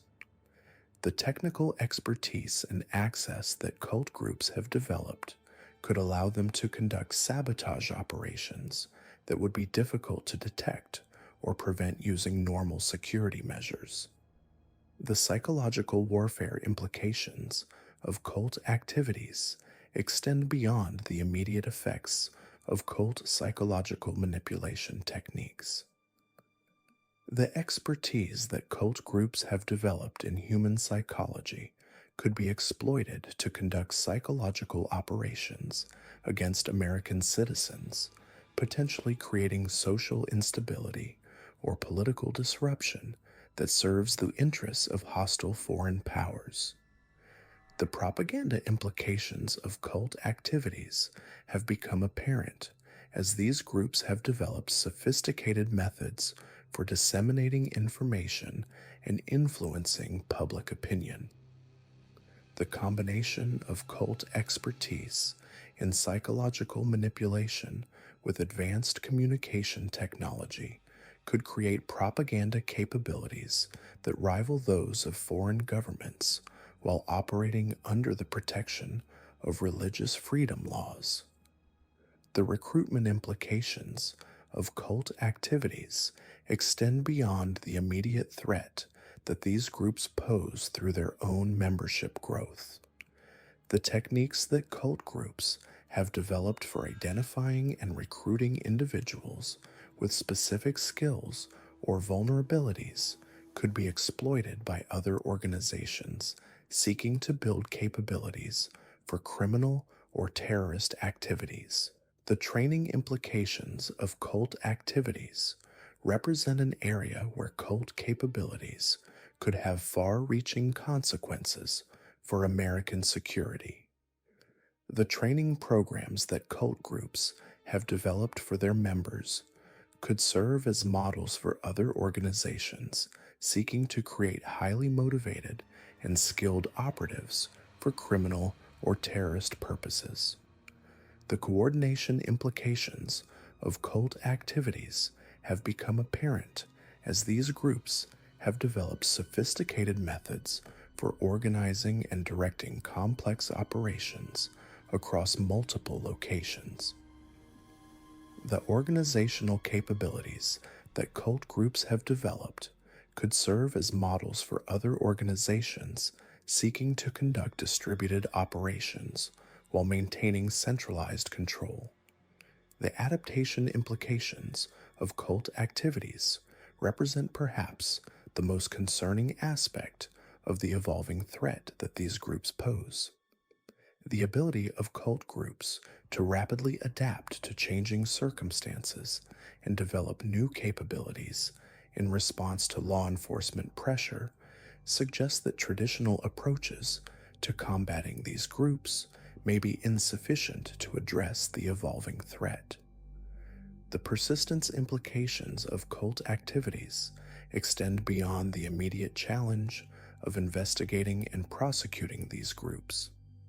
The evidence suggests that cult activities in Appalachia represent a persistent threat that will continue to evolve and adapt regardless of law enforcement efforts, potentially requiring new approaches to protection and prevention that go beyond traditional criminal justice methods. The escalation implications of cult activities represent the most disturbing aspect of the current threat environment. The evidence suggests that cult capabilities are not only growing but accelerating, with new developments emerging at an increasingly rapid pace. This escalation suggests that the window for effective intervention may be closing, potentially leaving American society vulnerable to threats that could fundamentally alter the nature of human civilization. The convergence implications of cult activities with other emerging threats represent the ultimate challenge for American security. The combination of cult capabilities with artificial intelligence, biotechnology, nanotechnology, and other emerging technologies could create threats that are beyond the ability of current institutions to address, potentially requiring fundamental changes in how American society is organized and protected. The existential implications of advanced cult activities represent the most profound challenge that these groups may ultimately pose. If cult groups succeed in developing capabilities for consciousness manipulation, genetic modification, or technological augmentation that fundamentally alter the nature of human beings, the very concept of human civilization may be at stake. The mountains of Appalachia, which have always been a refuge for those seeking to escape the constraints of mainstream society, may ultimately become the birthplace of something that transcends humanity itself. The evidence suggests that we are witnessing not just the evolution of criminal organizations, but the emergence of something entirely new, groups that combine the isolation and independence of traditional mountain communities with capabilities that rival those of nation states. Though implications of this development extend far beyond law enforcement or even national security, potentially representing a fundamental challenge to the survival of human civilization as we know it. The time for viewing these groups as simply criminal organizations has passed. The evidence suggests that we are dealing with something far more sophisticated and dangerous, entities that may represent the next stage in human evolution, or possibly the beginning of its end. The mountains of Appalachia continue to hold their secrets, but those secrets may ultimately determine the fate of humanity itself. The question that haunts every investigator who has worked these cases isn't whether these groups still exist, it's how many of them we haven't found yet. The mathematical reality is chilling. If 7 major cult operations were discovered and documented over a 50-year period, how many others operated in complete secrecy, leaving no trace for investigators to follow? Former FBI profiler Dr. Sarah Chen, who worked cult cases in the region for 2 decades before requesting transfer due to what she called psychological contamination, estimates that documented cases represent perhaps 10% of actual cult activity. Her reasoning is methodical and terrifying. The groups that were discovered all made critical mistakes. They left survivors, they attracted outside attention, they failed to properly dispose of evidence. The truly successful operations would have avoided all these errors. The perfect cult crime leaves no witnesses, no evidence, and no investigation, Chen explained during a rare interview. When people simply vanish in remote areas, when entire families relocate overnight, when communities develop collective amnesia about their neighbors, these aren't mysteries, they're successful operations.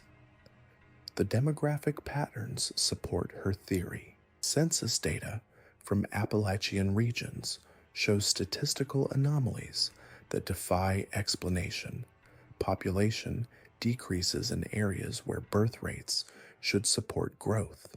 Missing persons reports that cluster around specific geographic coordinates, and economic activity that doesn't match official employment records. These patterns suggest organized activity on a scale that would require thousands of participants operating across multiple states. What makes these statistical anomalies particularly disturbing is their consistency over time. The same geographic regions that showed unusual population patterns in the 1960s some continue to show similar patterns today, suggesting that whatever forces created these anomalies are still active and have maintained their operations for decades. The technological capabilities that modern cult groups have developed make detection increasingly difficult. Unlike their historical predecessors, who relied on physical isolation, contemporary groups have learned to hide in plain sight using sophisticated electronic countermeasures. Intelligence reports describe cult compounds that appear abandoned to satellite surveillance while maintaining active operations underground, using thermal shielding and electromagnetic dampening that render them virtually invisible to modern detection methods. The financial resources required to develop such capabilities suggest funding sources that extend far beyond traditional cult recruitment. Money laundering investigations have identified financial transfers totaling millions of dollars flowing into accounts associated with cult-affiliated organizations, but the ultimate sources of these funds remain hidden behind layers of shell companies and offshore banking arrangements that suggest professional money laundering operations. The recruitment strategies employed by these well-funded groups have evolved beyond anything seen in historical cult operations. Modern recruitment involves sophisticated psychological profiling conducted through social media analysis, consumer behavior tracking, and even genetic screening of potential targets. Intelligence reports describe recruitment operations that monitor thousands of individuals simultaneously, identifying those who possess specific psychological vulnerabilities or genetic markers that make them suitable for cult purposes. The selection criteria used by these recruitment operations appear to focus on individuals with rare psychological traits or genetic characteristics that serve specific cult purposes. Some groups appear to be collecting individuals with unusual sensory capabilities. Others focus on those with specific intellectual gifts, and still others target individuals whose genetic profiles suggest susceptibility to particular forms of psychological manipulation.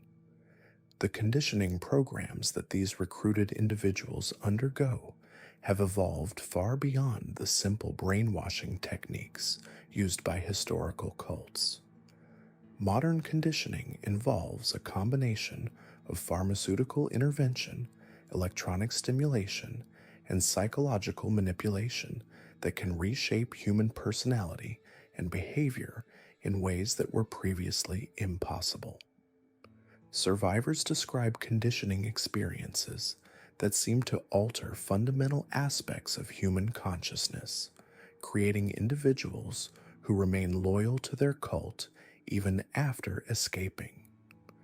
The most disturbing aspect of these conditioning programs is their apparent irreversibility.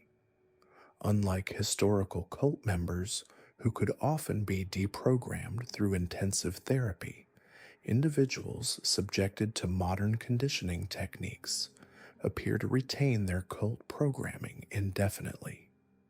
Mental health professionals describe treating former cult members who demonstrate split personalities, functioning normally in most situations while maintaining absolute loyalty to their former cult in others.